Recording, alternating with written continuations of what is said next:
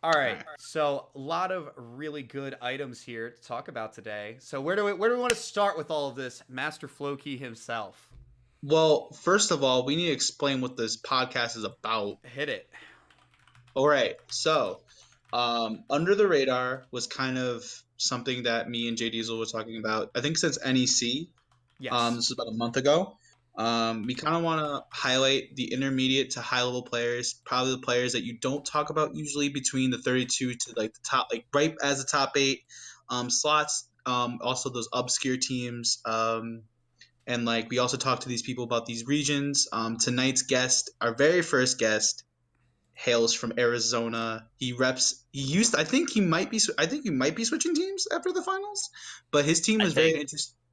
I think everyone's switching teams after the finals. I Yeah, think it's going but to be kind of hard not to. yeah, I think his team really caught my eye at Frosty specifically, and like the way you were playing it. So that's why it only made sense for it to be a special guest. He's all hailing from the West Coast, from Phoenix. I think, are you from Phoenix? I'm actually from Illinois, but I moved to Arizona when I was 13. That's dope. Oh, backstories. It's Rath, everybody. Say hi to the chat. Why don't you give them a little bit of a background? Um, Tell them where you're from. So you said you're from Illinois originally. Yeah, I'm from Illinois, but I didn't actually start playing fighting games until late high school, so that Sick. really isn't very. The only community I've really been a part of was the Arizona fighting game community. That's cool. Um, yeah, I started with Persona 4 Arena as the first one I took really seriously, but Blaze Blues is what actually got me into it. So if anyone says that story doesn't matter, and by the way, I'm not saying the Blaze Blue story is good because that It, it it's very definitely got a little convoluted. convoluted, but it It's had a very. good hook. It And it got me got It you into it. in. It That's the got you important in, thing. man. Which Blaze Blue was it? Continuum Shift Extend. Really? That was like 2012, 2013, right? No, I believe it 2012 was was. 2012, but I might Yeah, be wrong. yeah, no, because Don't quote Chrono me on. was. Yeah, because Chrono was like 2013, I think. Again, don't quote us on that, but yeah. So you come from Arizona. Arizona got some killers down there. You guys have who you got? You guys have Angelic. You guys have Yeah, a we couple. have Angelic for Dragon Ball. We have Angelic, Kyoku. Um, Obviously, myself. Nice is really good. We have a lot of people who don't travel much, but actually do pretty well whenever they do. Like Rock Kiss is really good. Nice is Yeah. really good. Yeah, So we definitely have a lot of talent specifically for Dragon Ball, but we have that's awesome. a lot of games as well. You also Yeah, work as a TO out there as well, right? For your scene? Yeah, so I run the anime monthlies, so all the Air Dasher games, all the Arc System games. Okay. So every month we're running Under Night, Blaze Blue, the other Blaze Blue, Guilty Gear, Dragon Ball. We even run side tournaments for like Akatsuki Blitz Camp and really. Melty Blood. Like we Yo, you got apparently a this is melty before my. blood? Okay, We let's used go. to be the Melty State, but that was before my time, so I don't get to Right. talk about that. Yeah, Melty's kind of like that game. Like is very like from because I wasn't around when Melty Blood was a thing. I kind of started in Marble 3, so it's kind of like I didn't really like know about Melty as much. But You don't yeah, have to know what it's about, but go back and watch some old sets, and it's pretty good. the it's really fast. It's really fun to watch. people want to complain about being locked down in a game. Watch some melty blood gameplay and bless yourself right now because you're not prepared for some of the mix-ups you have to sit in. Because you're sitting in mix-ups sometimes for like 20 seconds, like straight, Yeah, and it's like not an exaggeration either. It's real time. yeah. So how long have you been running the anime monthlies for Arizona? I definitely lost count, but probably like 4 years now. That's I'm not. insane. Yeah. We used to have someone who would run Ranbats, which was like a series of tournaments. It'd be like five Right. tournaments every other week until all five of them were done. And it was for all the games. We were all under one house, but Yeah, that that's guy kind of just disappeared. I don't know what's going on with him now. Hopefully he's all right. But right. we all kind of had to pick up the pieces after that. So it took us like a year to get back together and figure out what we are doing. And I kind of realized that if we wanted something, we had to just kind of do it ourselves. So we started That's doing it. important. Yeah, I feel that heavily. So, like, was there like a moment so far, maybe in the 4 years past or even now, that you can like talk about that you like remember the Arizona scene for so far? Like, was there like a moment like you running an event, things like that? Um, I mean, there's been a lot of good moments that have meant like a lot to me, at least. Right. A couple months ago, we had our first like larger than normal monthly where we had. So the monthlies we run are called AZ Air Dashers, Arizona Air Dashers, and they're usually free monthly. So it's very low barrier of entry, no venue fee. There's no entry fee for the tournaments. It's all just free, low commitment. Come try it out if you want to see if this is for you, right? It's a really good entry point for a lot of new players. But we also have players who want to take games very seriously, and they want some extra incentive, Yeah. right? They want to feel like there's something on the line. So having a bigger event where we might have pop bonuses, where there is an entry fee, has been something we've been messing around with as well. So now we're doing a quarterly event, AZ Air Dashers Deluxe, and I just think it's funny to just throw Deluxe on the end there. Yeah. So AZ Air Dashers Deluxe, all caps Deluxe. Hey, we're still get, running look, the get same your five get your games. promo in, all Yes. of it, like Yeah, but absolutely. I mean, I was just really happy with it because I think it turned out really good. We were in a new venue, a lot of good turnout for everything. We had $250 in pop bonuses, and I really want to do that That's kind of sick. thing every. But there's other like personal moments that aren't like for the whole scene. It's just like a Right. friend doing really well, like Yeah. DeJixel, the DeJixel. He Mhm. hates that. He hates being the DeJixel, but he Right. he won Red Bull Phoenix Conquest for Guilty Gear, Yeah. right? And that longtime friend did super good. Really just like crushed it. Won the whole thing on winner's side. Got flown out to Washington afterwards. That was really great. Right. We used to have like a regional / major. Not Devastation. That was before my time, and that never happened. We don't Yeah, talk about I agree with Devastation. that. That's Yeah. I that. heard about Devastation. Yeah, but we had Rewired, which used to be Ooh. in Tucson, and we had 2 years of that. And there was some. I was playing Street Fighter at the time, and I got like 9th. But we had this big team exhibition where it's like Phoenix, Tucson had a 5v5 team. Colorado was there. I think Vegas had a team. I don't remember. And that exhibition was just so much fun. It was really cool seeing like all the different like regions in the Southwest kind of get together and do that. I really, really, really 100%. like that. Yeah, so that's kind of the premise of Under the Radar, kind of like talking about like how scenes kind of grew up, and I think you being the first guest, Rath, I think it's really important to like talking about like how like a scene kind of grew up together, like picking up the pieces like you said before, and like just making a scene itself. And I think you guys have a ton of good players out there, especially for Dragon Ball right now, and with all those news of season 2 and a bunch of stuff. We'll get into that in a little bit later. Do you have any fun facts about your scene that you want to tell the chat? I was gonna say anything unique to your scene. Yeah. I might need a minute. Nah, it's okay. It's a deep dive. That's what it is. Yeah. Something unique. That's like a question like you don't like a lot of podcasts don't talk about too. Well, Like, I mean, this is not something that particularly matters, but pretty much the entire OG anime scene, like everyone who was in it for the last like 8 years, who were all involved with like setting up events originally, and they used to be all the members we had. They're all in a single Grand Blue crew now. So That's if you know what crazy. Grand Blue Oh, is, like okay. one of those Yeah. gotcha games that, by the way, don't spend money on those. They will suck you in. They're all in the same guild, the same crew. That's cool. It was just kind of fun. It's like a side thing. A lot of the people here are like really good friends, not just for fighting games, but for Right. going out and getting food, playing other games, hanging out. That's cool. Do you besides Dragon Ball, do you dabble in any other games? You play Unist, right? Yeah, I play Unist. Not enough. I feel okay at it for someone who literally only plays it at majors. So the last 2 times I played it were at Frosty's, and then the time before that was Frosty's the previous year. So not That's- even running it at your weeklies. wow. You're Oh, I just run it. I major run to it. I run major? it. Okay, so you run it. I you just don't play. enter because Okay. it's too much.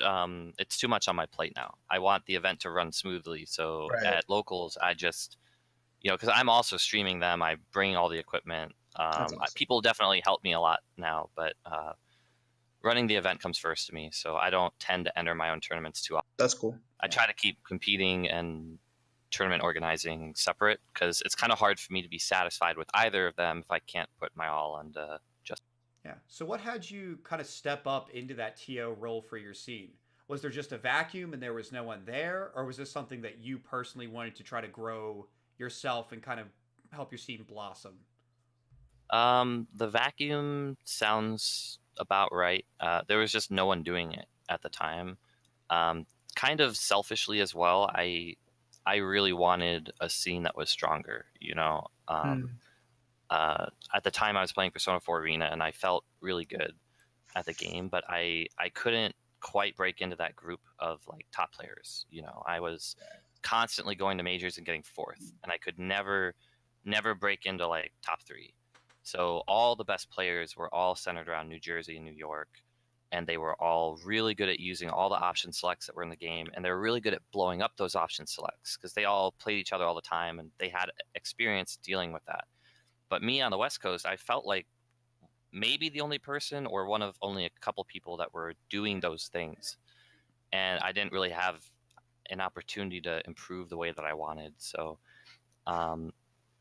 there was a moment when I went to Evo, I want to say 2015, where it felt like, man, I can't open anyone up like Right. at all because everyone's doing the things, right? But I hadn't had the experience actually trying to blow that up before. So I was kind of discouraged, and a friend of mine told me like, hey man, you can either just quit or you can do something about it.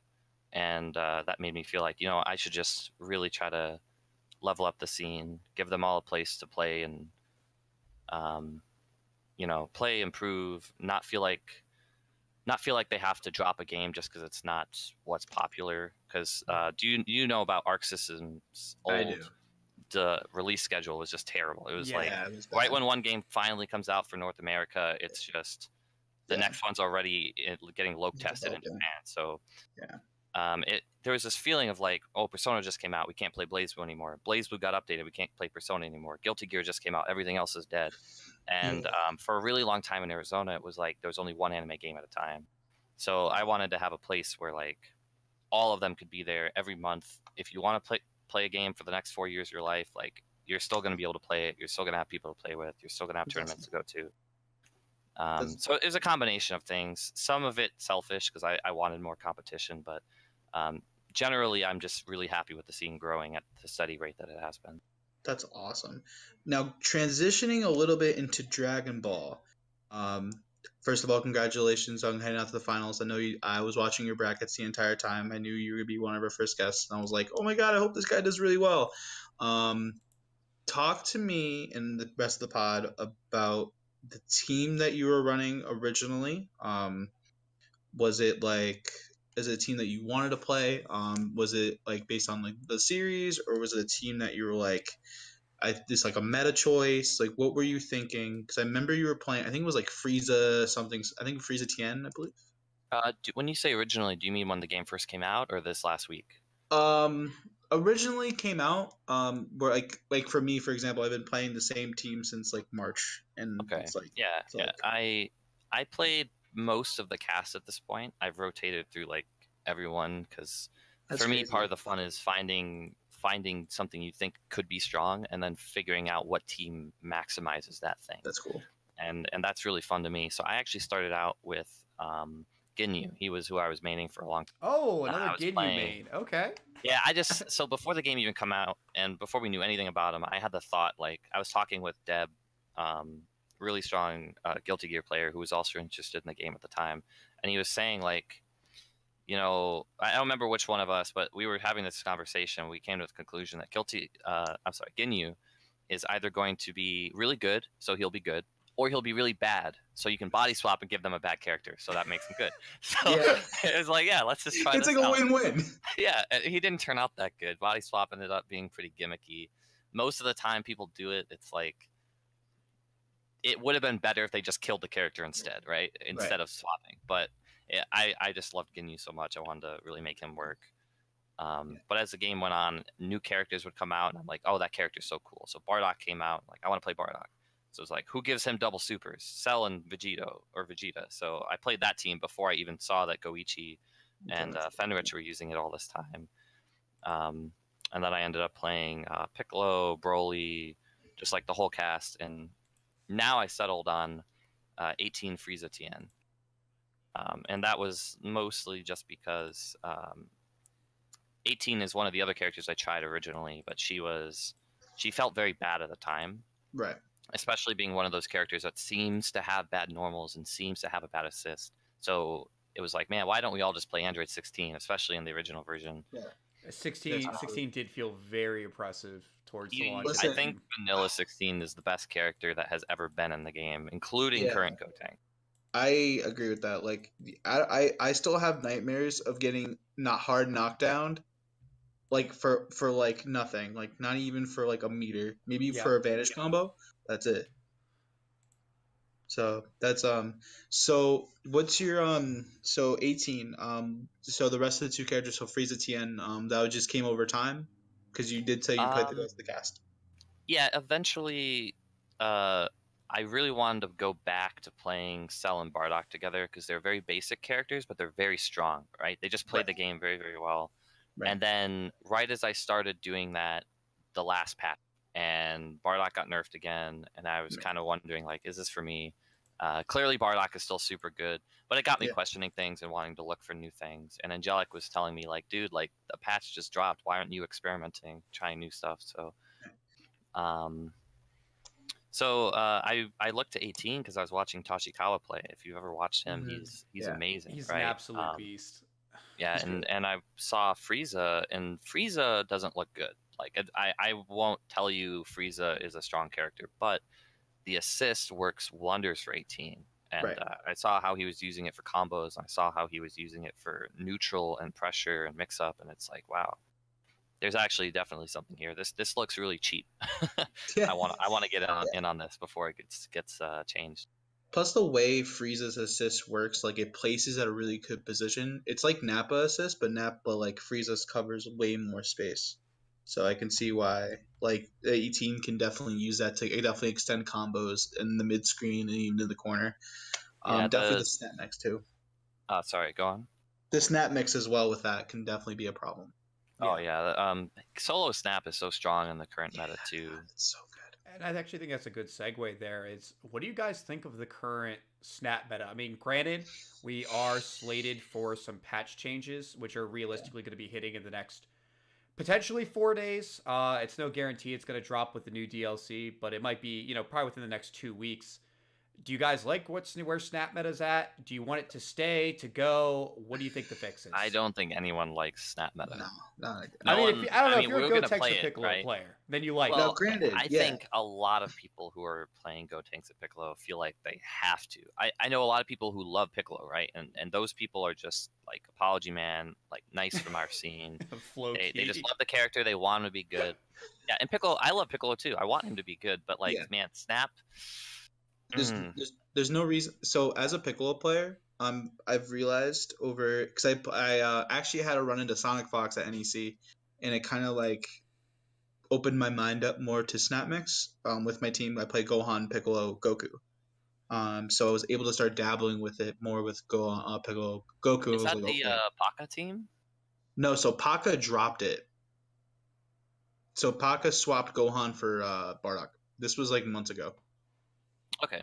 So, basically, like, now with Piccolo, it's like kind of like if you're not snap mixing what you're doing. I know there's a ton of different Piccolos that are doing different styles with it, but everybody's kind of doing the same thing. You throw up Hell Zone. Goichi after this weekend kind of like opened more eyes to more ideas. They're doing the jab into the 6M that's like new, or not 6M, 2M. Like, there's like a lot of different things. And how I do think about Piccolo is he's like a freestyle character. Like, once he loses snap mix, he kind of can like he's not just snap mix in my opinion, but he's becoming super popular now, not just because of snap mix, but because he's one of the only characters that fights Gotenks in neutral. Yeah, like if you can't stop Super Dash, right, you can't stop Kazunoko or anyone who's playing like that's them. very true. So having the air jab that will beat that on reaction Yeah. Whether you're on the air or the ground, you always have an option as long as you haven't committed to something I mean, yet. Piccolo That's has really good. what is arguably the best aerial in the game. Arguably. Yeah, I It mean, is. it's if you were making a top 10, a top 5 list, it would easily make the cut. Definitely, yeah. No, but yeah. So yeah, I do really enjoy your team. Talk to me about Frosties for you. Were you having that expectation you were gonna make top 8? Based on Definitely your not. Definitely not.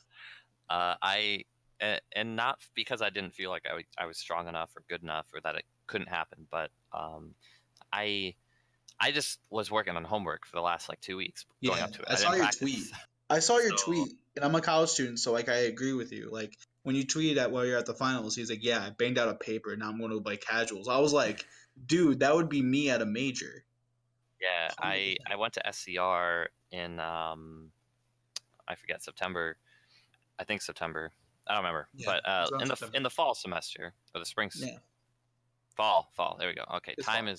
is weird. Time is weird. It So just I went blends to together. SCR and I shouldn't have. I honestly shouldn't have. I had too much work to do at the time, and I decided to go to this event that I wanted to go to, and I really shouldn't have. I dropped like a whole letter grade in the class. Not proud of it.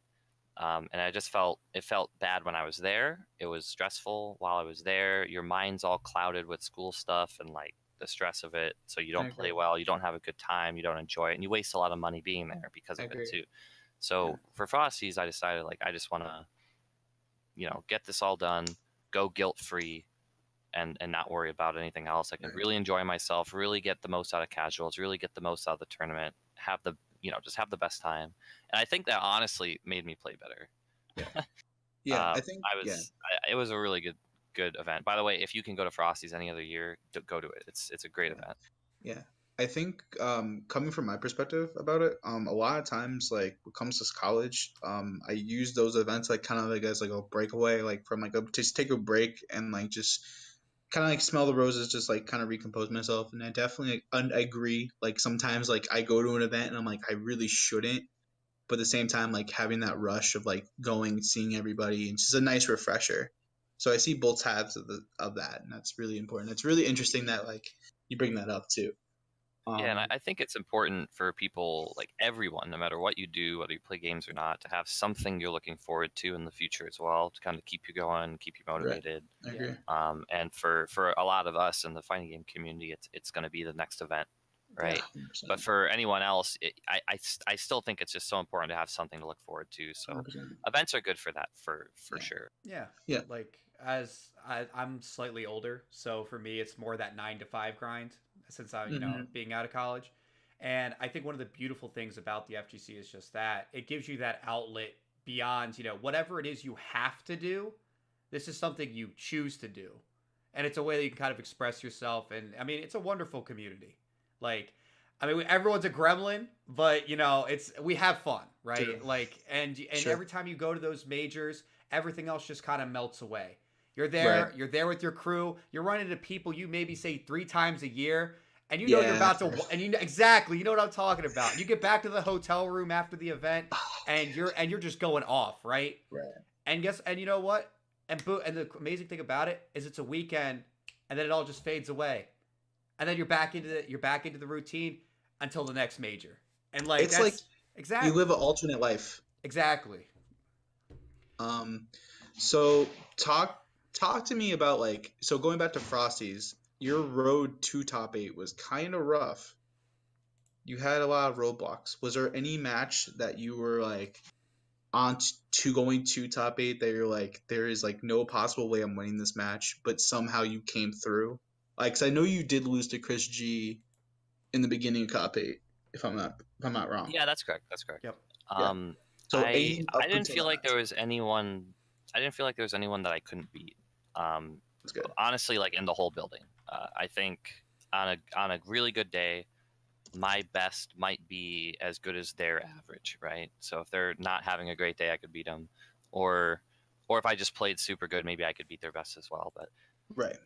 there were definitely people I thought would have a better shot of beating me than I had of beating them. So my Right. pool was actually like super stacked. We had Coup d'etat, who's amazing.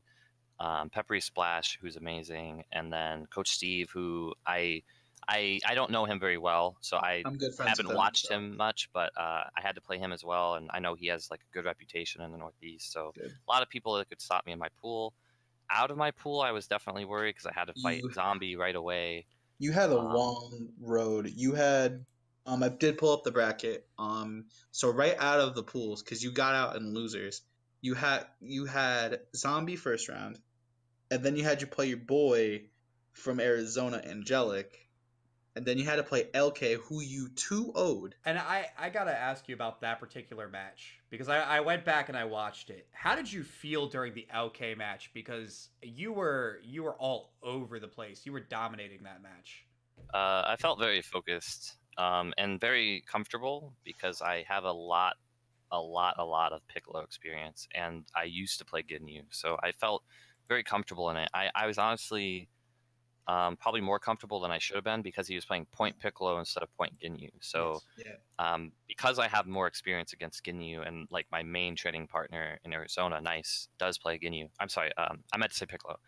I have more Piccolo Yeah. experience, and because Nice plays Piccolo, Right. I felt very comfortable and neutral and very comfortable defending. So Right.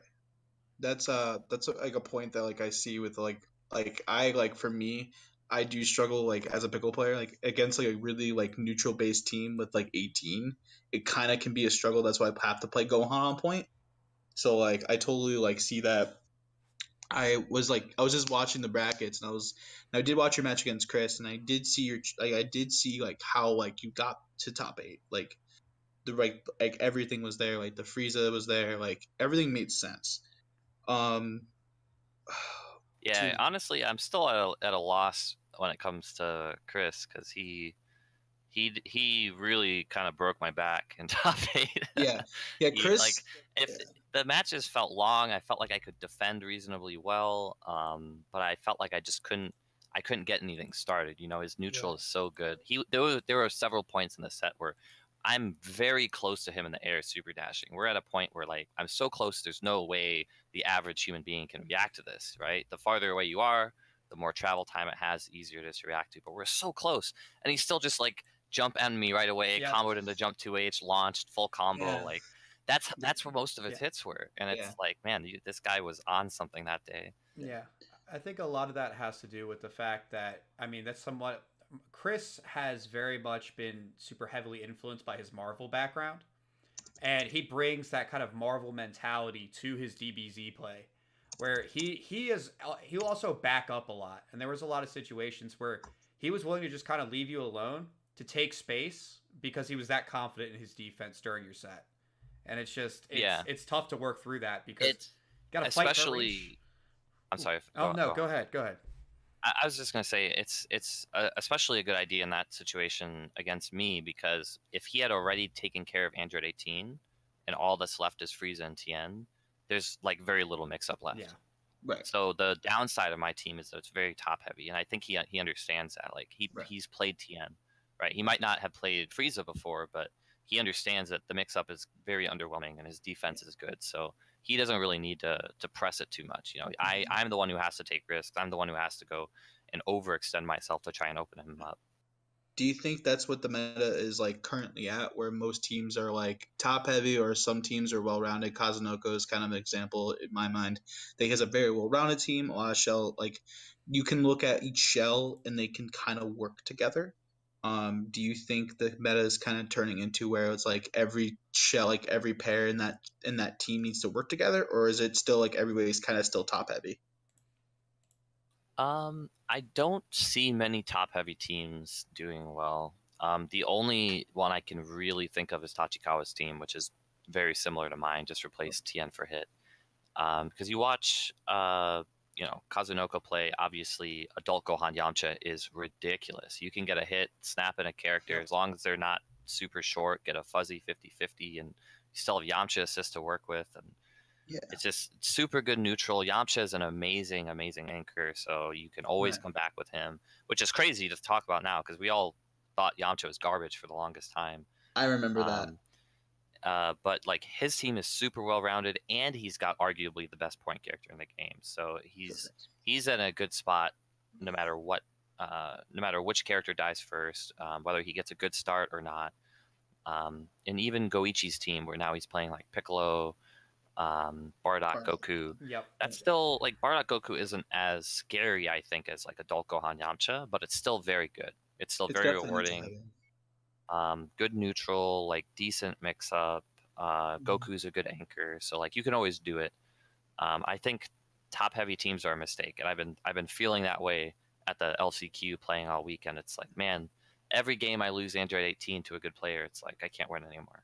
You know, I don't think I won many at all with just Frieza. Right. So segueing into the LCQ, which was, by the way, that I took, so I had work and I got out once like the pool started. Like I was at work still and the brackets were starting. How was, like, a lot of people in the room said the atmosphere, you can cut the tension with a knife. Like, do you agree with that? Like there was like an atmosphere in that room that was like different from everywhere else you've been? I'm not super sure. I think after the first or second LCQ, it got a lot less. The energy kind of like left the room. You know, Right. at this point, people have all lost except for Dogura and was Bombaban second? No, Kindevu. Bombaban was Yeah, third. Kindevu got- Kindevu was second. Yeah. After, except for those two, everyone had lost 2 tournaments already, right? Yeah. And we're all tired. We're all dehydrated because there's no water here. They ran out of water quickly, and it cost $5 for a bottle. I saw you $5. tweet about that. I saw you tweet about that. $5. It was awful. That's a worse. scam. So they dehydrate you. They don't let you bring Yeah. outside water, and then they're just like, "All right, well, guess you'll die." Like, I don't know who is responsible for that. Maybe it was a condition of the venue, or maybe I doubt it was Red Bull themselves. I don't think they need the money. I don't think Red Bull would be that savage. They did have some good actual mixed drinks, but that's not important. Definitely. The Finals everyone in day? there. Yeah, the finals day was super exciting, by the way. But the first day was super sad. Everyone was just tired, dehydrated. They've been losing all day. Everyone was like Apology Man's amazing, right? He's so good, but he had such a rough time playing Aqua literally 4 times in one day. Like, That's so sad. I don't know if you've seen that whole thing with Apology Man and Aqua has become a meme. no water, but plenty of aqua. Have you seen the memes on I've seen all of Twitter? them. Oh, It's my God. perfect. It's perfect. It's great. The fact that so I watched your pools as well. Was there I know unfortunately didn't make out most of them, which was kind of was disheartening for me because I knew like you were a top player, like, you were doing really well. You did top 8 at Frosty, so it was kind of like, you know, I kind of put the connotation like Rath might be doing really well at this event. And actually, in Majid Obama's stream, I did mention you as like a top contender to be out of the pool. Was there somebody from that pool, like from the LCQs, were you surprised that didn't qualify? I'll make this general question to the camp here, was for you and JDiesel. Who you think out of that pool, like pool players, were you surprised that didn't make the LCQ? Or Out of the whole event. whole event. Tachikawa for sure. Tachikawa. He got and Nakiel actually. They were 2 of my favorites, I think, to get all the way through. I don't think anyone knew who Bombaban was. If you weren't like I think he was a Street Fighter 4 player a long time ago. I can't remember. I know Kindevu was. No, Kindevu was a Street Fighter 4 player. Well, Kindevu's like an ancient god, an elder Japanese god. player. He's amazing. He's been around forever. Yeah. But I think Bombaban was under a lot of people's radar. You know, like he kind of surprised a lot of people. But going into it, even just talking with other people from Arizona, we all carpooled together. We were really, really thinking Tachikawa was going to take one of the spots. So when he didn't, I was kind of surprised. Yeah. For me at least, I think what was most surprising, because I was like kind of looking at the dark horses of like America and Japan. So I was looking at players like Nokami. I was looking at players like Alyun. I was looking at players like Nakiel, like yourself. I was looking at Tachikawa as well. In terms of Japan, also I was also thinking about Kaimato. All these other players, I was like, yeah, they're definitely gonna do it. And it was just the whole time I was looking at pools and I was like, damn, like it almost wrote itself, like at Almost. times. Yeah, it almost did. It was kind of crazy, like to see like Fenrich making every single top 8. I think his record was 23-3, Yeah. Yeah, something like that. and I think it was like 35-5 by the end of the whole event, right? Yeah, Something like that. It was that he played an insane number of sets. Absolutely out of his mind the entire event. I think for me, I kind of did a breakdown of like players who finished with top 16s. So This three. dude went in. This dude went in, by the way. Like, big shout outs to me and Jay yesterday. We were watching the most of the top 8, and like we were actually like he was doing a frequency chart on like Oh everything. my So big God! ups. No, you can't gas me up like that. Can't gas me up. But Nah, listen, I'm doing that. Shut up. oh shit! All right. So at the fourth, there was 3 players who had 4 top 16s. Fenrich, he obviously got through. Apology Man, Aqua were the other 2. And after that, the players with 3 were Bombaban, Moke, Tachikawa, Cloud 805, and Nakio. Out of those players, the only one who I was truly stunned didn't make it through. I thought Aqua was going to make it through. Yeah. I really did in my heart of hearts. Now I'm a Ginyu player, so there's definitely some internal bias right there. Yeah. But honestly, he was playing incredibly solid, but when push came to shove, he just wasn't able to do it. I really felt like the Japanese players had an edge in this event.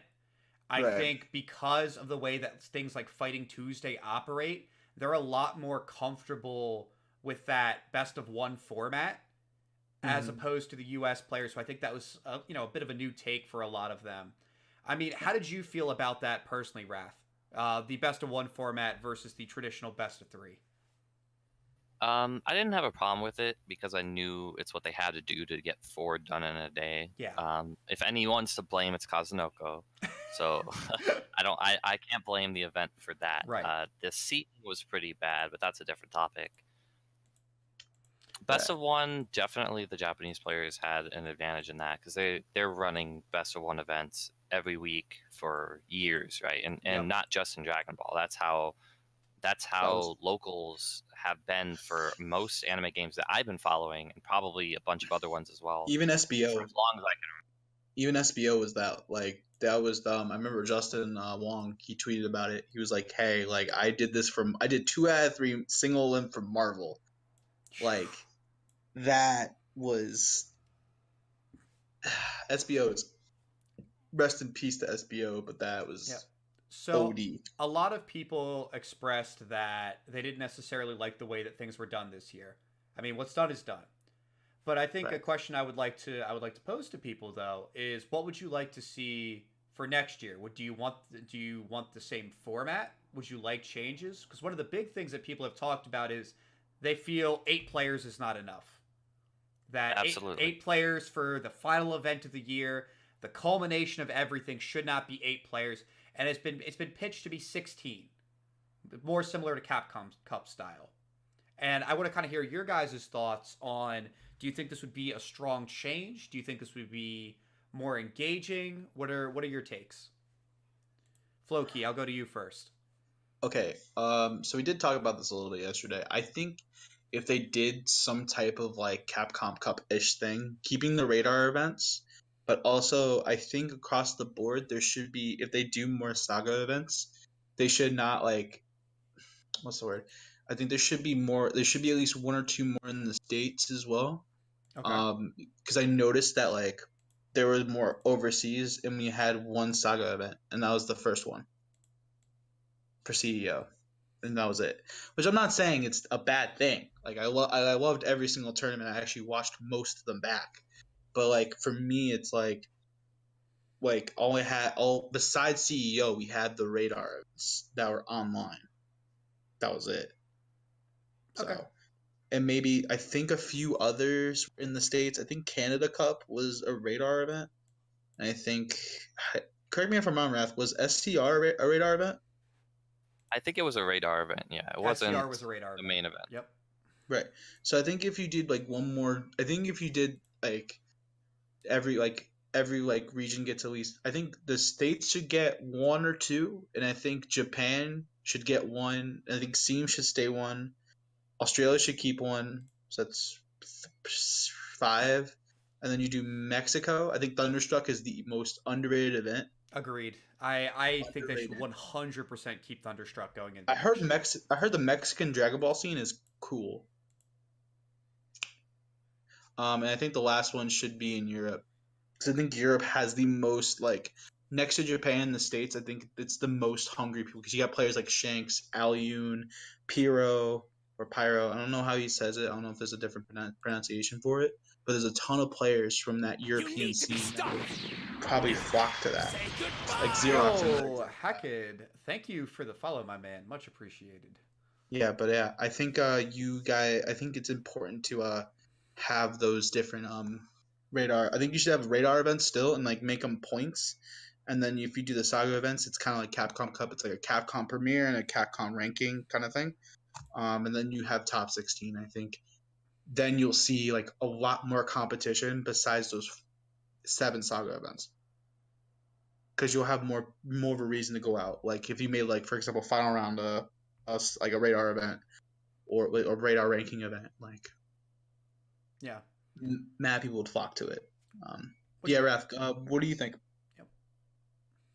The biggest problem for me is the way people qualify. The fact that only the people who've won a gigantic event can get in is just kind of ridiculous. Right. I think 8 people isn't enough. If they upped it to 16 or 32, which I think they could definitely do, especially considering they are. It was definitely the biggest fighting game this year, right? Like I don't think anyone's going to argue against that. Capcom's been doing it for 5 or 6 years now, successfully. I think having a mixture of points and auto qualifiers will be probably best because there's people like Apology Man who went to a bunch of Saga events, like all but one of them, and placed well at all of them and didn't make it in. You know, he should have been in. You know, you see people like that just barely not close it out. It's crazy. Tachikawa, like in Australia, did so well, got second place, and didn't make it in. Right. You know, he beat everyone. Well, I don't want to say body, but he beat everyone except for Kazunoko. Yeah. And because Kazunoko had already made it in, and there's no rule for second place getting it, there's no points. It's like he didn't even show up. Retro, thanks for the follow, my man. Yeah.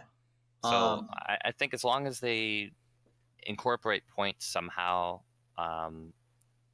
it'll be better. And as long as they increase the number of people, it'll be better. This time it felt a lot like, hey, there's 7 Dragon Balls. There should be 7 qualifiers. Right. And then they'll just have the last chance qualifier, make it 8.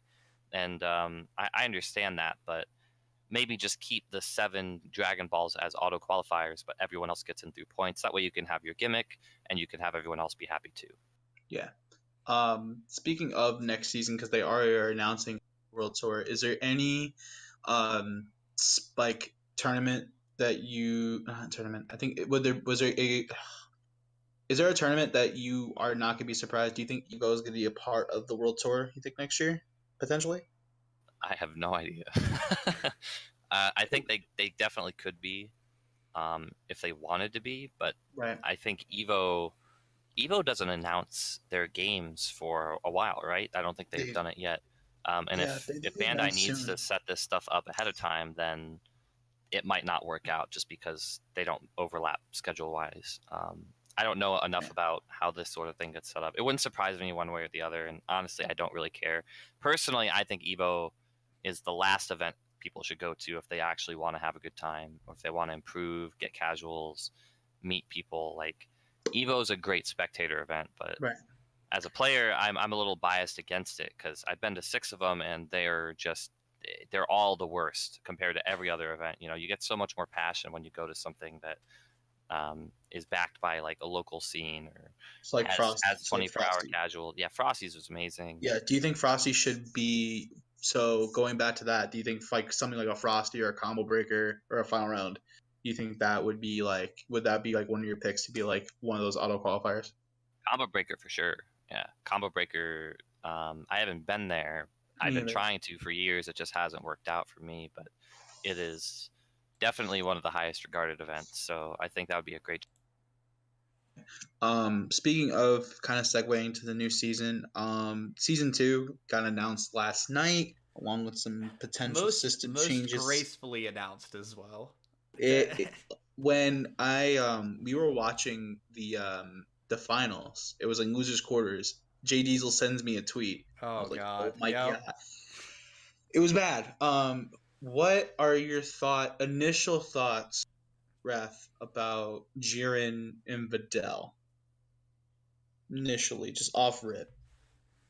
Jiren is gonna be weird for sure. He seems to have counters.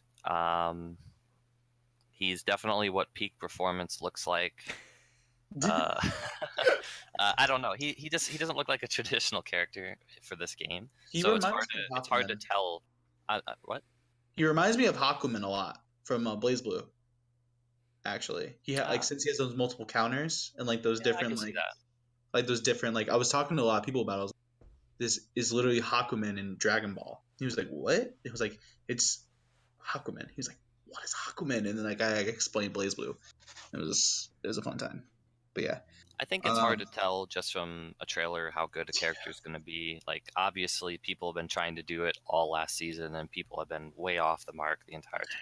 And even looking for certain things that you know are good to have, like a low 2L, doesn't usually help anyway, because we have characters with low 2Ls that aren't even good. So we don't know what the environment's going to be like either. We don't know who's going to get buffed or nerfed. We don't know what the system changes are going to be, or what's going to be important for a character to have next season. So I don't really want to worry about it too much. Videl looks awesome. Like everyone thinks Videl looks great. Yeah. Clearly, a lot of love has been put into her and Great Saiyaman. Yeah.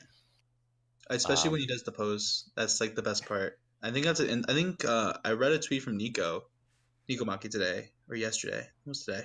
He said it might be an install super. Interesting. Yeah, it would make sense. It kind of looked like Relius from BlazBlue to me. Like you summon Great Saiyaman and you like use him to kind of poke, kind of like Relius would summon the doll. Oh my god! It comes full circle, Rath. It comes full circle. At the end we don't know how that's gonna get used, so I could be way off the mark here. But it kind of reminded me of that from at least the trailer. Yeah. For season 2, do you have a wish list for changes? Oh yeah, mechanic changes. Just mechanics? Yeah, if you had it right off the bat. Okay, I definitely have a mechanics change wish list. First of all, put meter cooldown on everything that uses meter. Why can you spend a bar to continue your pressure as Gotenks, and then build meter immediately afterwards? Right. So like you can spend the bar, fill the gap, get your assists back, use those assists to mix up twice, and now you have your bar back again. Like that's ridiculous. That doesn't even work. Every other anime game I've ever played has, if you spend bar, you can't get any more for like 5 seconds. I know that feel. I would love for that to be in this game. It would really tone down the oppression that some of the really good characters can dish out. Mm-hmm. DP plus assist, I want them to take another crack at it. You want it to be totally gone this time, not just totally reserved just lock for one out character. the assist. Why is it so hard? They already have moves that lock you out of the ability to use your assist. Or if you have an assist out, it just goes away. Like if you hit with Goku Black's dive kick, your assists are just gone. Like the medium one that like slides you across the ground. Yep. Just do that for DPs. Like it clearly they've thought about it, or at least they have the technology. They can do it. DP plus assist is kind of no one likes getting hit by it. It just doesn't feel good, and it's something so few characters can do that it really it feels almost unfair that so few characters have that tool at all, and it's so much better than what it probably should be in the first place. Right. Yeah, season 2 is looking really good. Is there any so for you personally, is there any certain characters you might be thinking about for season 2? Just like based after this weekend, are you like, since there's not an initial bounce patch yet, Are you gonna be moving to like a Gotenks or a Piccolo, or are you gonna try to stick with your same team? Are you gonna go back to Bardock? What's the logic going on right now for you? For now, I'm gonna experiment because I don't have any events planned for a while. Right. I'm out of money, Yeah, I feel that. so I can do feel whatever that. I want. You're tapped. Yeah, so I just want to experiment, try stuff out, see what happens. I don't know, what changes we're gonna see. So I just kind of want to mess around with everyone, kind of get a feel for a bunch of stuff, try some different team comps out. I've already played Gotenks in the past, and I've already played Piccolo in the past. I don't really feel like I need to mess around with them anymore. Right. If I wanted to stick with the team I'm playing now and make a change, I would probably swap Tien for Goku. Just because Goku's assist is better for Frieza. He's a better anchor. Follow my man, much appreciated. Yeah, I agree with that. But other than that, I don't really feel like there's a need for me to worry too much because again, we don't know what's going to happen. I know that's going to be my answer to a lot of things, but keeping my options open it's just a hypothetical. A lot of these questions right now are going to be hypotheticals, considering that we don't have a solidified patch. It just got announced last night, so like we don't know what's going on, like this morning, whatever. So since this is like an under the radar kind of event for those like players for like that are kind of like mid-level, kind of trying to break that barrier, that you, for example, I know you were talking about earlier how you like you were trying to like break that barrier earlier, like with when it came to like making top 8 and stuff like that, especially like making those moments for yourself. What would you tell yourself like a couple years ago or even like a couple months ago before like everything happened to you? Like what would like 4 years ago, like before you started like all the TOing and stuff, like what would you tell yourself now with all the knowledge you have? I think competitively, my mindset hasn't changed a lot, so there's probably not much to really change there. But TOing, since you mentioned that, definitely just don't burn yourself out and learn to delegate. Trying to do everything yourself is going to destroy you. It's very exhausting. And you want it to, you care about an event that you're putting effort into, and you want it to be perfect. So you try to put your hands in everything, but really you gotta let other people step up. Don't burn yourself out. Definitely, that's a big thing. And for competitive, I feel like I've kind of already known this, but sometimes I forget it. And everyone knows things that is important, but they might forget what's important from time to time. Just go to events and focus on what you can learn. Don't focus on the result, because if you're playing to improve, you're going to play your best anyway. So if you want to do well, you want to play your best, and if you want to get better, you want to focus on learning. So just focus on what you can practice, what you can take away from it. Don't worry too much about the result. I feel like that can like that's kind of like part of the podcast as well. It's like telling like these like mid-level players, because for me, right, I haven't made a top 8. And like I know a ton of people that are trying to like break that proverbial ceiling that everybody talks about and grab that brass ring if you watch pro wrestling. So like knowing that like you just want to improve and just like continue to learn is like a big thing. Like honestly, after NEC for me, like I had to learn the Frieza matchup. So it's like one of those things. Is there anything else you would tell like a mid-level player trying to make into like that top 8, like try to make it out of pools, stuff like that?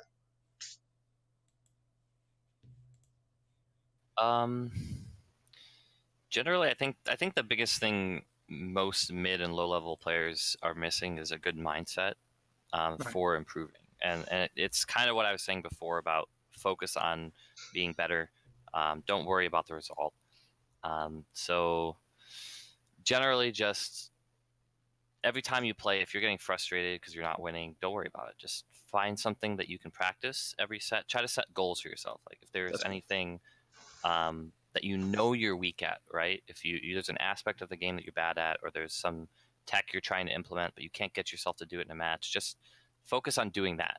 Don't focus on the result. Don't focus on whether you win or lose. Just try to find some things that you can practice every time you play, and be happy as long as you're practicing that, or if you can accomplish whatever it is you're trying to practice once or twice in a set, because that's progress. That's going to build up over time, and that will make you better. Worrying about whether you're good now isn't important. No, because we're all just trying to be better down the line. Right. that definitely a big thing that a lot of mid-level players struggle with is they get caught up in the I don't feel like I'm making progress grind, even if they are, because their results are kind of static for the most part. And I feel like that's where a lot of players really, really get stuck. I think a really good thing people can do in that along that line. Sorry to cut you off. No, go ahead. Go back and watch footage if you have it, if you've been around for a while, from like a year ago, even if it's not the game you're playing right now. Because if you're ever wondering if you're making progress, it's a really good thing to do. Because you will go back, I guarantee you, you'll watch footage from an older event and you'll be like, man, I was awful. I was an idiot. You'll realize like how much you've changed, right? Like even events you thought you played super well at. Like I got 4th place at the Evo Persona side tournament in like 2014, and I was like super proud of that at the time. I go back and watch it now. I'm like, how did I get here? I played awful. Right. I'm just Right. DPing like a madman. I don't give a crap. So I think if people go back and watch older footage, they'll find stuff like that. It's like, oh wow, I am definitely more solid than I was before, or they'll find things that they're better at, and maybe they'll find some stuff that they forgot about too that they want to work on again. So, that's a bigger topic altogether of watch your matches, but watching older stuff can be really helpful as well. I definitely agree on that, and I think it also kind of segues into one of the things you had mentioned before was playing to improve, not to win. And I think a lot of people get caught up, especially the biggest thing I've seen at mid and low level, getting too focused on beating one particular player.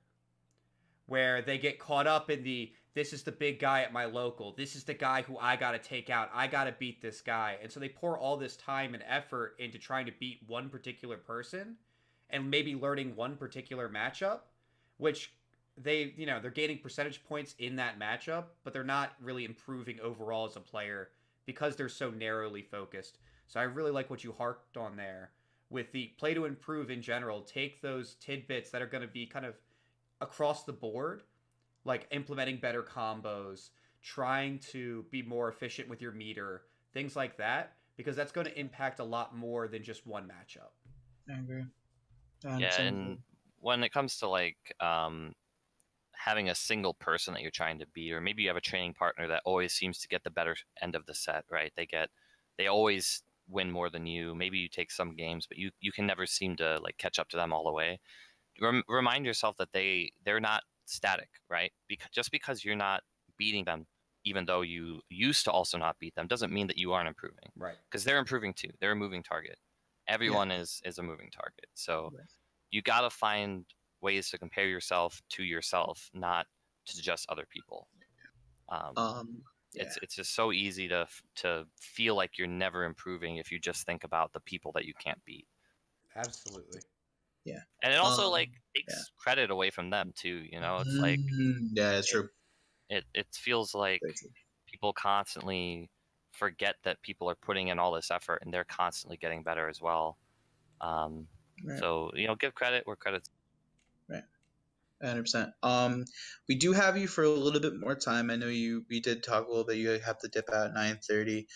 Chat, if you have any questions for Rath, this would be the time to ask them. I'm eyeing chat as we speak. So yeah. I'm just gonna again, thank you so much for jumping on the pod, talking about Arizona, talking about your scene that you've worked with the rest of the boys to create, talking about the Frosty and the season 2 and everything like that. We really do appreciate that. Absolutely. And no problem. Happy to be here. Yeah. Are you going to any events? I know you said you're kind of broke. Is there any events in 2019 you're trying to hit? Definitely Combo Breaker if I can make it work. I've missed it the last like 2 years ever since I heard about it. So if I can make that work, I'll be thrilled. Evo is usually something I go to whether I want to or not, because it's like one state over, we can just drive. It's pretty cheap for us since we're nearby. Don't have to buy a plane ticket. It's convenient. So I might go to that as well. Everything else is just if it works out and I happen to have the money, or if I have some sort of better opportunity, I can make something else work. Yeah, because like I know you're still running those monthlies for your your lovely state you got there. Is there anything, if for some reason Arizona or anybody at home is watching this from your state, is there anything you want to tell them potentially? Or if you just want to shill your scene some more. Yeah, Either one you is want to completely show your scene? acceptable. It's okay. It's okay. I heard Exactly. Arizona. Like I heard. Listen, I heard Angelic's Goku Blue is like nonsense good. Like listen, like honestly, like if you have anything you want to say about the Arizona scene, or just in general, when you want to tell anybody, this would be it's your time to chill, man. It's your time to chill. Just support your locals. Yeah. Go to your locals. Play casuals. Go to tournaments. We have another monthly that's separate from our own that's now going to be running Dragon Ball and BB Tag as well. Okay. The name just changed, so off the top of my head, I cannot remember what it is because it changed just today. Right. But if you know Reedman, he's the one running it, so he's like an old Marvel boy. Go to that. Go to our locals. Just play people offline. Don't be afraid to put yourself out there and eat lots of Portillos. Yeah. Yeah, and feel free to send me that info later. I could post it up on my Twitter. Even though I got 200-ish followers, I'm willing to support any scene out there. Coming from Connecticut, we're kind of like meh in terms of like locals right now. So it's kind of refreshing to hear Arizona's doing really well in terms of not just playing Marvel Ball, these air dashing games. But yeah, guys, any last questions for our lovely guest tonight? We really do appreciate making this is the coolest thing I've so far been a part of. Having these players come on now, like, and just talking about their scene and just talking about like those helping those intermediate players, like again coming back to like learning, like, because this is not only advice to like everybody, but this is advice to like me and Diesel. Like we can take this and like we can like look at it. So it's like it's really like awesome to see it. One thing I do want to know for season 2 for Frieza, do you want Golden Frieza changed at all to like Yes. not? Yes. Yeah, make it 5 bars, but make it permanent. Interesting. Okay. It's so bad right now. Yeah. It happened one time in the LCQ. Oh, I cried. And it didn't work. Oh. It's so bad. It's like if you don't kill them, if you don't not just beat the character, you have to win the entire match. Before otherwise you lose, because Yep. what happened was he didn't succeed. He didn't finish it. He didn't finish his plate. And he got hit. Tachikawa got hit in Golden Frieza. Mm-hmm. The combo lasted like another 10 seconds because it's like I don't remember. It was like Android 16 or something. I don't remember. And then the thing is, the timer ran out during the combo. So as soon as the combo's over, It Frieza dropped, falls over and gets another free combo. Yeah. So it's so bad. It's so risky. I literally have never used it, and I don't think I ever will until they change it, because I just don't think it's very, very rare where it feels like the right choice to make. If they made it permanent though, right? Like maybe it's more expensive, so you're incentivized to play him on a team that builds a lot of meter, maybe. The other option they could do is make it where you can kind of like with Team Gohan's level 3, you can choose to commit 3 bars for the temporary boost or commit 5 bars for the permanent change. That could be another way that they could do it, to just because I feel like if you only make it 5 bars as an install, that's just going to be kind of cost prohibitive for him. Yeah. I don't know how they can really fix it, but as it is, it's not good enough. Do something. Don't let me run out mid combo and die, please. Right. Yeah. Is there anything like long-winded wish list for season 2 you want in terms of a character? I know for me, I just want my HUD for adult Gohan to tell me what level I am. That would be nice. That's all I want. I don't want anything else. It's never wrong for developers to give players more information. Let us know stuff, right? Don't make us have to keep track of literally everything. If they made it, I'd be fine with Ginyu showing who the next member of the Ginyu Force would be. That's a lot of people are saying like that. That could be interesting. I feel like as a Ginyu player, I wouldn't actually want that though, because I can normally track where I'm at. I've had opponents who just forget completely where I'm at. They have no Yeah, idea what's next in more of a rotation. nerf than a buff at that point, but Yeah. I still would be fine with it. It's again just more information.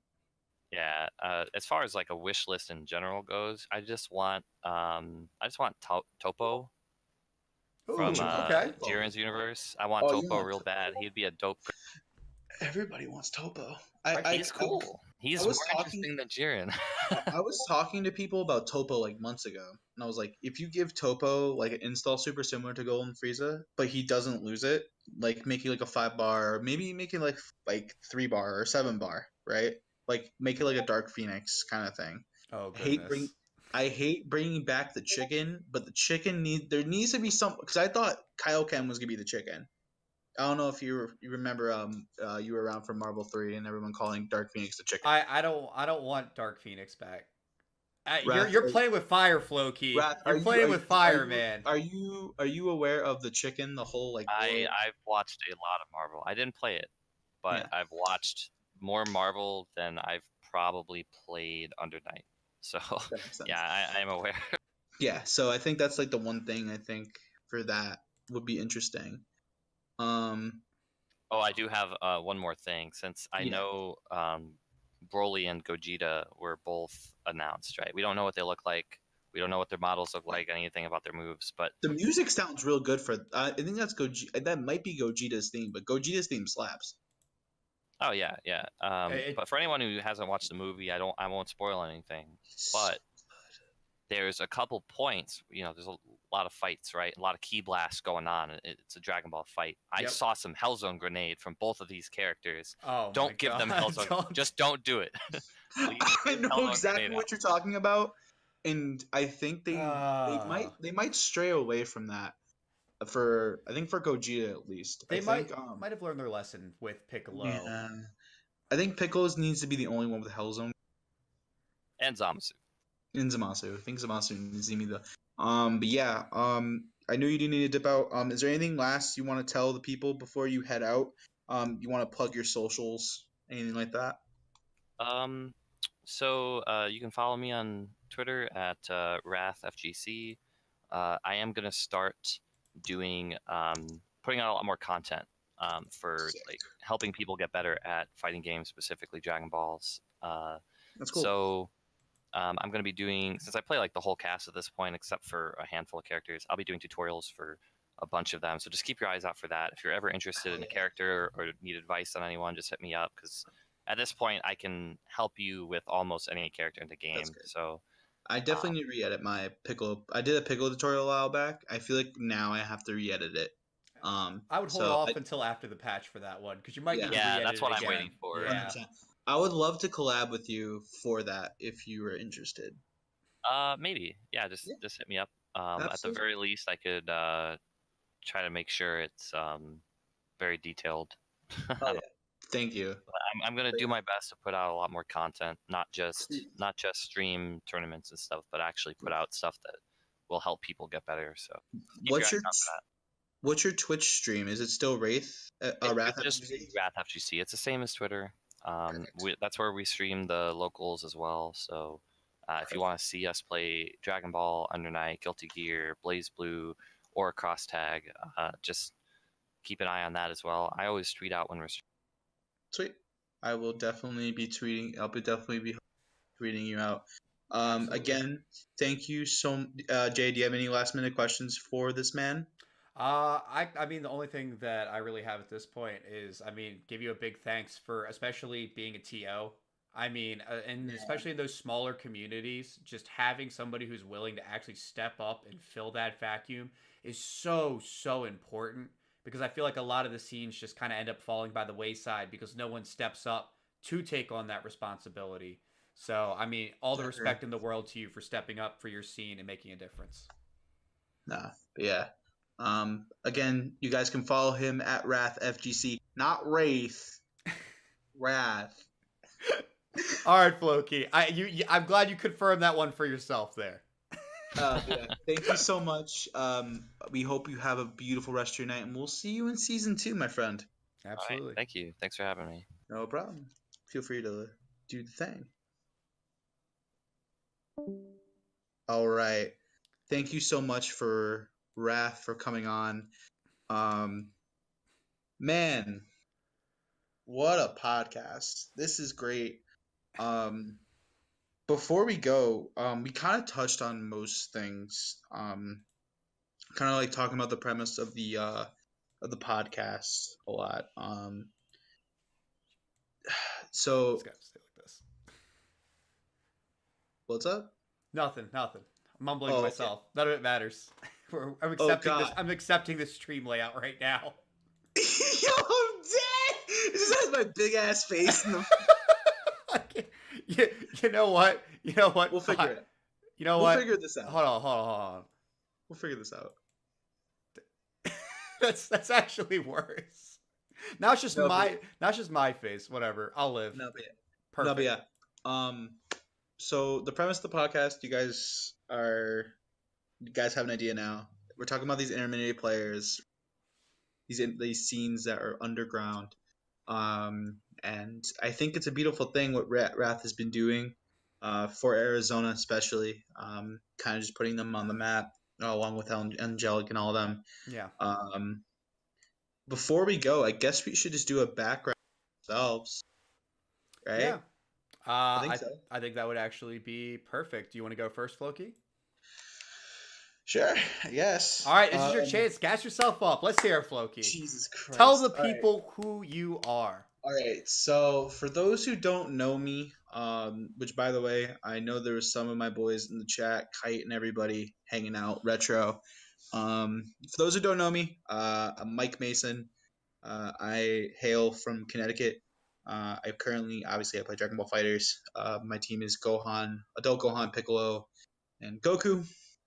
And I've been playing that team since March.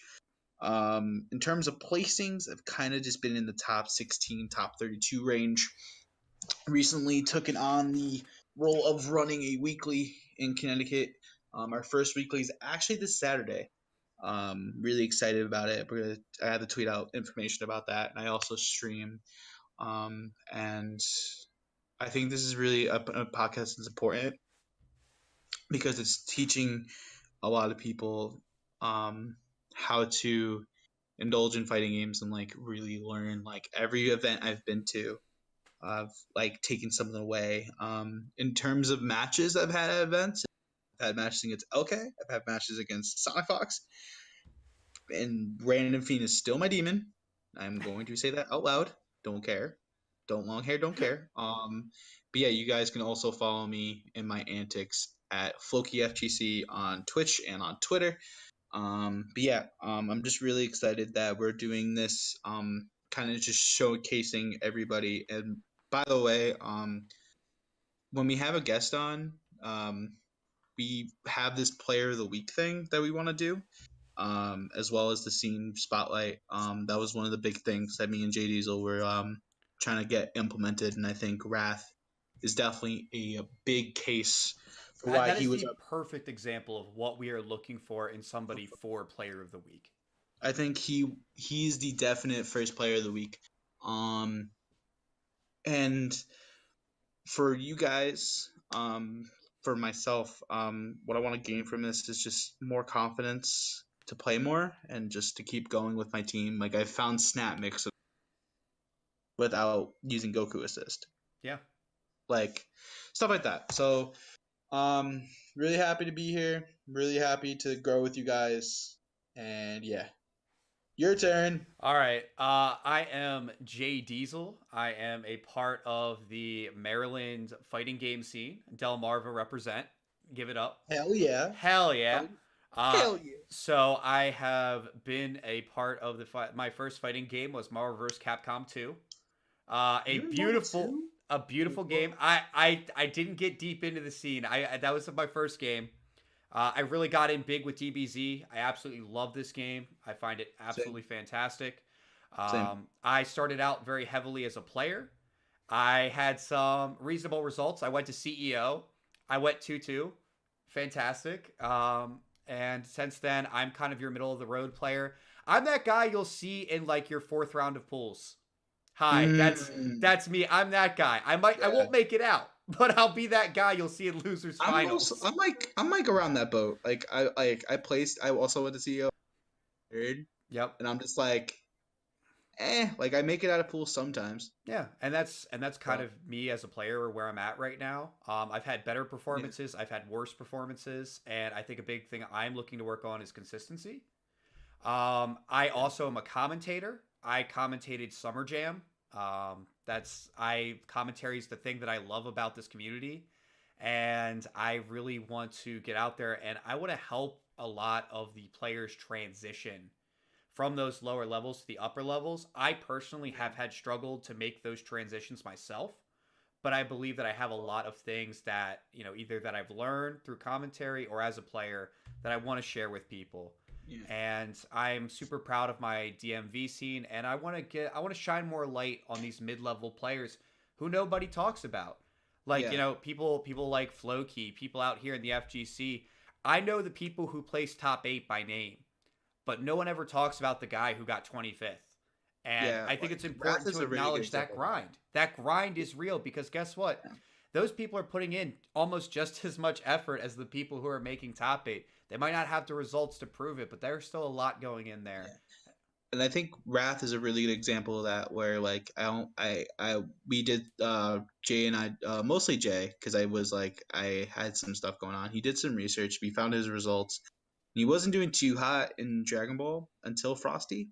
But in terms of everything else, like you mentioned, like he was doing really well in Persona and everything. So it was really cool to see that. But if you guys want to help us out, if there's any scene that you think we should talk about or try to get somebody on from that scene, please send us a tweet. I'm at Flokey FGC. He's at I'm at J. JDiesel FGC. So please, guys, if you also if you guys did like this podcast, I think the pilot was pretty sweet. I think this is a pretty sweet pilot. I Yeah. think this is pretty sweet. Ignore this way the screens look right now. The rest of it was really good, I We'll work swear. on it. We're working on it.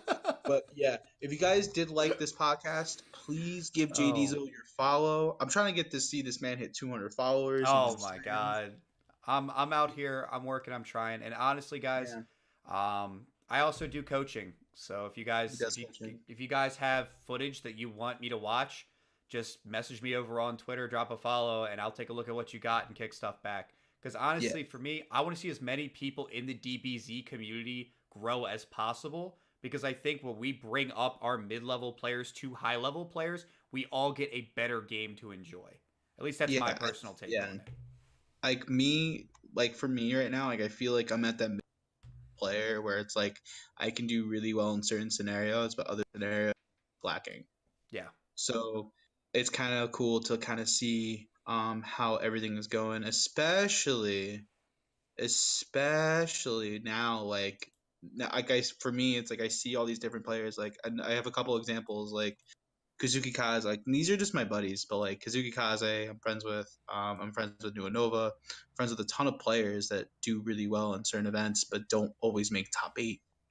Yeah. So it's kind of really important to show off what those players can do in the limelight, and I think this podcast is there to do that.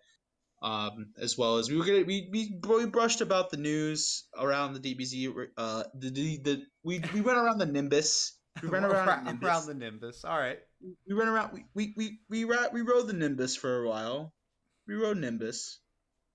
We might make that a piece, but yeah. Unfortunately, I'm gonna be out for 2 weeks. Work got real interesting with me.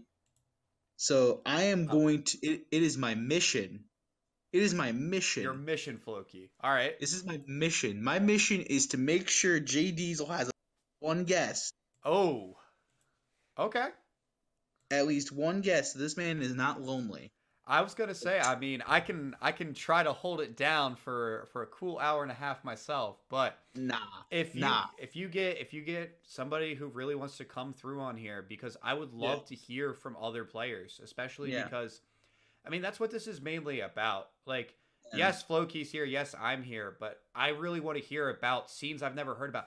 I just learned about the Arizona scene, which I have Yeah, never like, once thought what? about in my life today. And Like, that's a I knew cool about their thing. Marvel scene, but like I didn't know how deep their air dasher scene went. Well, You I know? mean, it sounds like honestly, it was kind of the work of, a small group of people. Someone stepped up to the plate and all you know how it is with fighting game players, right? It is. Build it and they will come. And they all kind of came out of the woodworks and now they've got a booming scene out in Yeah. Arizona. And that's incredible. Yeah. Real quick. This week is season 2. It is. I am really excited. I think Thursday for you is gonna be huge.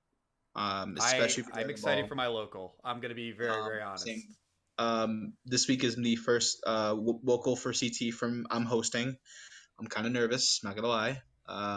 Just hope people turn out and turn up. But yeah, as well as so JDiesel does coaching. I just play and I kind of give advice where I can. So if you guys want to follow my Twitch as well, Yep. Yeah. Make sure if anyone who gave me a follow tonight, make sure you get over to Flokey's channel and you hit him with that young follow as well. yeah, man. I think this is a beautiful thing where we have 2 people that are kind of up and coming, one commentator, one player, predominantly, I would say, right? Yep. Like working on a podcast together. I think it's like, oh God, it's like oh, what's the analogy I had in my head? It's like, had it. Did you ever watch? It was on Cartoon Network. Okay. Did Describe you it. ever watch? Did you ever watch Megas XLR? Yes. Coop. Wait, are you saying you're Coop? I'm low key Coop. Oh my god. I'm low key Coop, bro. But No, but yeah. neither of us live in Jersey though. Like, what are we supposed to do? We don't live in Jersey. Yo, we'll figure it out. All right. Yo, but yeah, if you guys want to help me out these 2 weeks, work has been kind of like that's a whole other conversation. But if you guys want to be the special co-host for my boy JDiesel, yeah, drop a tweet and I will definitely be taking looks out here. Please, please, please, please, please. But if you guys really like this podcast, please let us know. If you have any feedback for us, let us know. Yeah. Let us know what we did well. Let us know what we didn't do well. Because honestly, we're out here looking to grow. The same way we're trying to help players grow, we're personally trying to grow. And same thing. I'm not going to hand wave it and pretend this was absolutely perfect, but I think there's something here, and I want you guys to help us make this even better. Like in terms of like this will like going back to what I said, it kind of goes back to like the player thing. It's like as a player, like this is huge to hear. Like I'm trying to work. Some people you might know on this channel. I'm gonna try. I'm gonna try real hard. Okay. I'm gonna try.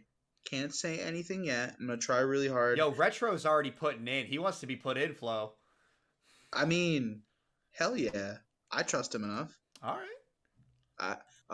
Definitely get his contact. Retro Station is one of Retro Station's real quick before we go.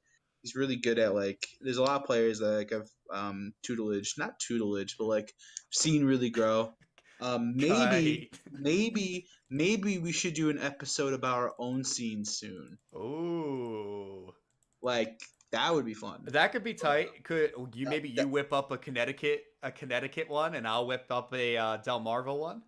That would be sick because I think we need to also put spotlights not only on everybody, but to also those growing scenes because I know Delmarva is a really good example of a growing scene for Dragon Ball. Yo, all right. This is my one quick moment where I gotta shill the fuck out of my own scene. All right, I'll tell you right now. We have some of the deadliest killers who don't travel. All right, young Jerry. All right, this man's tag is just Jerry. This man is a phenom. Does he like Ben and Jerry's? I don't know. I'll have to ask him. Yeah, ask him and find out. But this man literally, I dragged him to one major, right? And this man, he bops Chris G, he bops Yahosi, he bops Nico Maki, and then he never comes out again. So Jerry, if you're watching this podcast, because I know you're gonna watch this, you need to go to more tournaments, and you need to go with me. All right, make it happen. Yeah, kind of going back to that. In terms of Connecticut, before we leave, we'll kind of go more into it in another episode.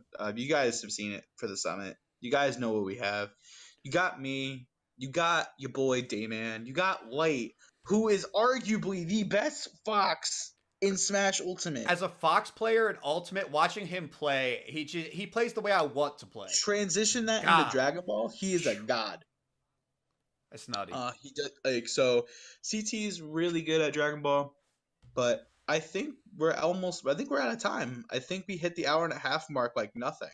Absolutely, man. I mean, That hey, was time flies when OD. you're having fun. That was OD. Absolutely. Again, guys, if there's any there's another thing I want to say. If there's any tournaments that you guys want us to talk about, like up and coming tournaments, like I know Kick Punch Block just announced their Chinatown Beatdown for March. Yep. I know Del Mar's probably doing something soon. There might be something big in the works. That's all I can say. Yeah. I know for the rest of the stuff in Tri-State, we have Square Button Massacre at Waypoint in Brooklyn. There's the Jump Off, which I'm announcing the card in 4 days, 4 or 5 days. Okay. Which it got leaked somewhere, but we're still gonna announce it. We're gonna have a hype stream for it. I'm really excited for that. But yeah, guys, please, if you did like the podcast, watch the archive of this. I will probably be uploading this. I'm probably gonna upload it tomorrow or whatever. Yeah. I might do some editing. I'll see. Yeah, we might do I forget. We're doing a separate YouTube channel, right? Yeah. Yeah, we'll figure that. We'll talk after and figure that out. Yeah, absolutely. But yeah, guys, thank you so much. Tap some buttons if you had a good time watching. Yeah. Also, guys, please support JDiesel if you can support me. We're trying to do some big stuff for 2019. I think season 2 is ours. So I think we're clear here, man. I think it's it. Absolutely. All right. I gotta take the Nimbus Cloud out of here, bro. Yep. All right. All right, guys. I've been JDiesel. I've been Flokey. And this has been Under the Radar.